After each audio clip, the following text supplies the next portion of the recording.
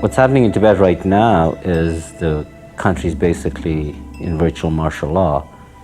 Because of the Beijing Olympics, the Chinese authorities are not calling it martial law.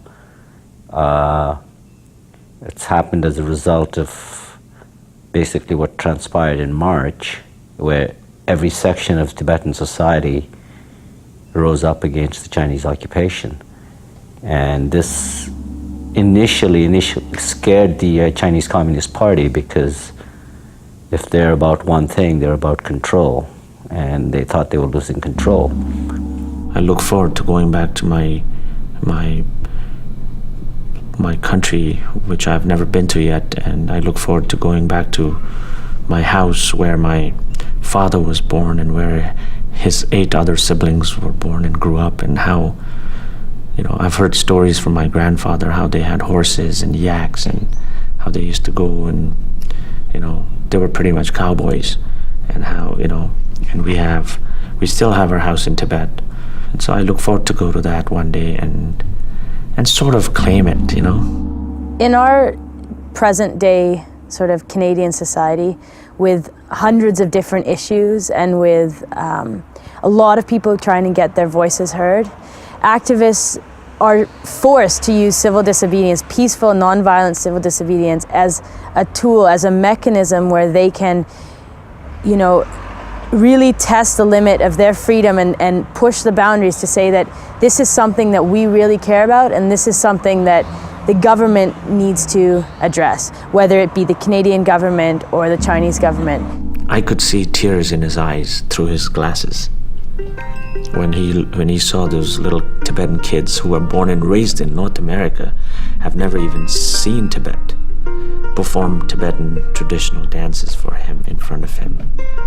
So when he looked at those kids performing for him and singing in his praise, I could sense his emotional, his human side, and I could put myself in his shoe and think how I would have felt. I would have cried too. He's very passionate because he's learned about the situation in Tibet currently, the fact that it's actually so that's why he's here today. He's here in solidarity with thousands of Tibetans inside Tibet and hundreds here in Vancouver and around the world. A group of activists, about I think 7 of us, went onto the bridge, and 2 banners were unfurled. One that said "One World, One Dream, Free Tibet," and the other one said "Free Tibet." I mean, he's 70 plus now, and his entire life he's been struggling for self-determination for his land, Tibet, and our country before he dies, before he leaves.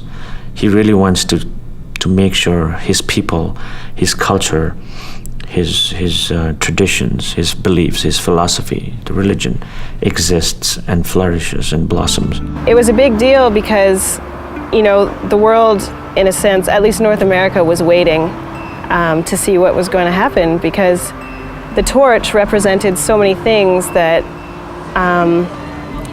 were lies, were propaganda. You know, it ran through Everest at a time when Tibet was under martial law, and tanks were coming into Tibet, and voices were being silenced all over Tibet. And so it was really a time for North America to come together and speak out against it.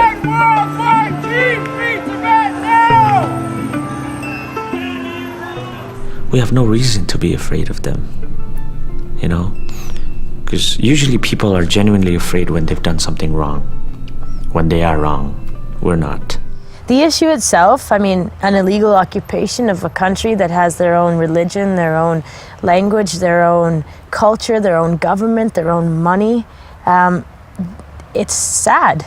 It's disheartening and it's sad because, you know, we're well into the 21st century and we're standing here as a Western nation watching a cultural genocide. Our only patrimony as refugees is this cause. And that's why you find a lot of younger Tibetans really taking it up. And as Tibetans, we have 2 rights. We have the right to see His Holiness the Dalai Lama, and we have the right to participate in the struggle, and I think that's what it is. Unlike citizens of a free country that have the right to participate in government, participate in the running of their country or not, we Tibetans we do not have that option. And the Chinese won't be able to keep things the way they have been for long.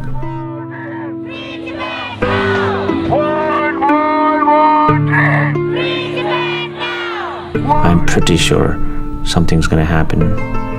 I don't know what, but Tibet will be free.